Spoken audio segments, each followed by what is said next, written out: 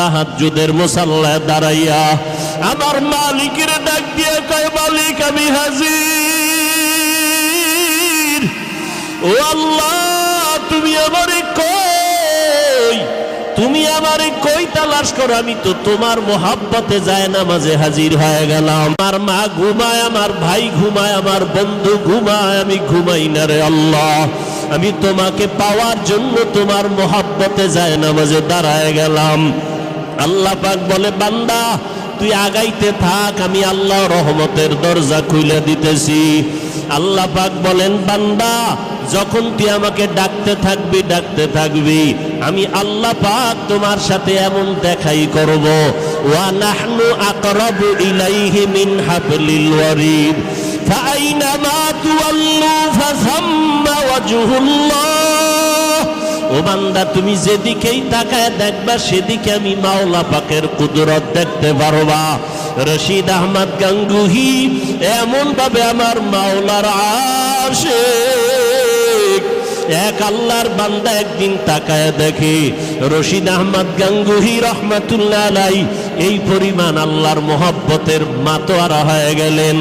রাতের গভীরে দেখে শুধু রুমের মধ্যে জিকিরের আওয়াজ শোনা যাইতেছে, কোনো মানুষ দেখা যায় না।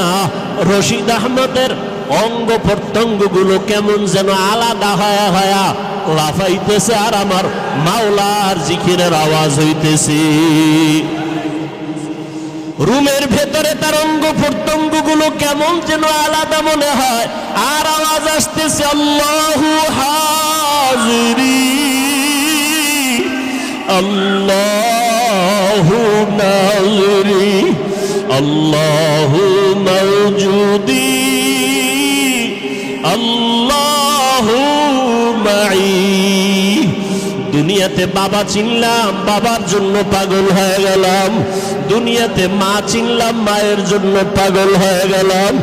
দুনিয়াতে ক্ষমতা চিনলাম, ক্ষমতার জন্য পাগল। দুনিয়াতে টাকা চিনলাম, টাকার জন্য পাগল। দুনিয়াতে সম্মানের জন্য পাগল। দুনিয়াতে ভাই চিনলাম, ভাইয়ের জন্য পাগল। দুনিয়াতে সব কিছুই চিনলাম, পাগল হয়ে গেলাম। আর একদল মানুষ শুধু আমার মাওলা পাকের তালাশে দৌড়ায়। ওরা টাকা চিনে নাই, বাড়ি চিনে নাই, গাড়ি চিনে নাই। ওদেরকে আমার মাওলা এমন ভাবে কবুল করেছেন, ওরা খানা খাইতে গিয়েও তালাশ করে আমার মালিক। ওরা ঘুমের মধ্যে গিয়েও তালাশ করে আমার মালিক। আমার মাওলার তালাশে পাগলের মতো দৌড়ায়। আমার আল্লাহর মোহাব্বত যেখানে পাওয়া যাবে সেখানেই দৌড়ায়। আর চোখের পানি ছেড়ে কান্না করে। রাতের গভীরে কেমন যেন ঘর থেকে গুনগুন কান্নার আওয়াজ। ওই বান্দার চোখে পানি, জবানে আমার মাওলা পাকের জিকির। যতই আমল করে আর কাঁদে আল্লাহ, যেইভাবে জিকির করা দরকার ওইভাবে তোমাকে ডাকতে পারি নাই। সন্তান যদি ভালো করিয়া মা বাবাকে ডাক দেয়, মা বাবা সাড়া না দিয়া পারে না। ও আল্লাহর আশিকরা, যদি মাওলারে ডাকার মতোই ডাকতে পারো, আমার মাওলা সাড়া না দিয়া পারবেন না। হাজী ইমদাদুল্লাহকে যদি আল্লাহ সাড়া দেন, রশিদ আহমদ গাঙ্গুহিকে যদি আল্লাহ সাড়া দেন, উজানির কারি ইব্রাহিম রহমাতুল্লাহকে যদি আল্লাহ সাড়া দেন, ওই মেখল মাদ্রাসার মুফতি ফাইজুল্লাহ রহমাতুল্লাহ আলাইহিকে যদি আল্লাহ সাড়া দিয়া থাকেন, চরমনায়ের সৈয়দ ইসহাক রহমাতুল্লাহ আলাইহিকে যদি আল্লাহ সাড়া দিয়া থাকেন, আল্লাহ যদি রহমতের দরজা খুলিয়া দিয়া থাকেন, ও বান্দা তুমিও কলিজা দিয়া আমার মাওলাকে ডাক দাও। ও দয়ার আল্লাহ, দুনিয়ার সবাই পাইলাম, তোমারে এখনো পাইলাম না। ও আল্লাহ, তোমারে না নিয়া ঘুমাইতে চাই না, তোমার মোহাব্বত ছাড়া আমি খাইতেও চাই না। ও আল্লাহ, তোমারে না নিয়া কবরের বিছানায় যেতে চাই না। ও আল্লাহ, তোমারে না নিয়ে যদি আমি কবরের বিছানায় যাই, ওই কবর হবে আমার জন্য জাহান্নামের আযাবের কারণ। ওই কবরের দুই পাশের মাটির চাপ সহ্য করা যাবে না। মাওলাকে না নিয়া বান্দা যদি কবরে যাও, ওই অন্ধকার কবর হবে জাহান্নামের গর্ত। আল্লাহ পাক বলবে, কবরের মাটি দুনিয়াতে আমি ওরে টাকা দিলাম, বাড়ি দিলাম, সম্মান দিলাম, কত নেয়ামত দিলাম, কিন্তু আমার সাথে কোনো সম্পর্ক রাখে নাই। আমি আল্লাহ আজকে ওর সাথে কোনো সম্পর্ক রাখতে চাই না। ওরে পাটি দুই পার্শ্ব দিয়ে নাফরমানের জোরে জোরে চাপ দাও। এত জোরে চাপ দিবে পাজরের হাড়গুলো চুরমার হয়ে যাবে। ও আল্লাহর বান্দারা গুনার কারণে চোখে পানি আসে না, দিলটা পাথর হয়ে গেছে। আল্লাহর কাছে তৌফিক চাও হে মালিক। সন্তানের কান্নায় যদি মা বাবার দিল নরম হয়, আমার কান্না কেন আসবে না?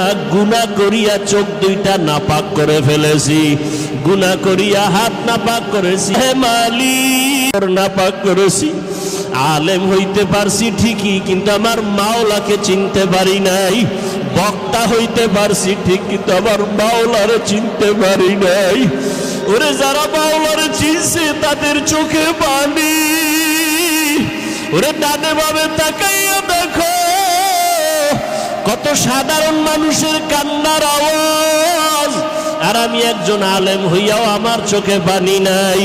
আসলে আমি আমার মাওলাকে এখনো চিনতে পারি নাই, মাওলার মোহাব্বত অন্তরে ঢুকাইতে পারি নাই। অহংকার আমার অন্তরে বাধা হয়ে গেল, হাসাদ আমার অন্তরের বাধা হয়ে গেল। আল্লাহর কাছে এখনো কাঁদো আর কান্নাওয়ালার থেকে দোয়া চাও। চোখের পানিওয়ালাদের বলো, কান্নাওয়ালা ভাই আপনাদের কপাল বড় ভালো, আমাদের কপাল খারাপ। আপনাদের চোখে পানি আছে, আমাদের চোখে পানি নাই। আসলে আমরা এখনো মাওলার মোহাব্বত অন্তরে ঢুকাইতে পারি নাই।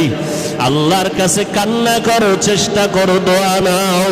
না হয় দুনিয়া কিছুই না, মরণের কষ্ট বড় কঠিন, জাহান্নামের আযাব বড় কঠিন। আল্লাহর কাছে চোখের পানি ছেড়ে মাপ চাও, মনেরে বুঝাও রে মান।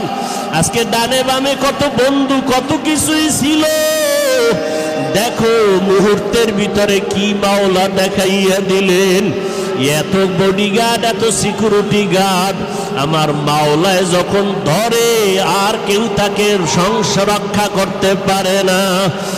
ও গুনাহগারেরা, গুনাহ নিয়ে কবরে গেলে কেউ তোমার ডানে বামে যাবে না, সবাই বিদায় দিয়ে বলবে একা কবরে পড়িয়া থাক।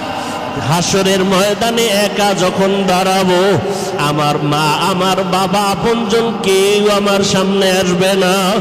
গুনার পাল্লা যদি ভারী হয়ে যায়, আমার আল্লাহ বলবে কি ধর, জাহান্নামের শিকল লাগাইয়া ধর।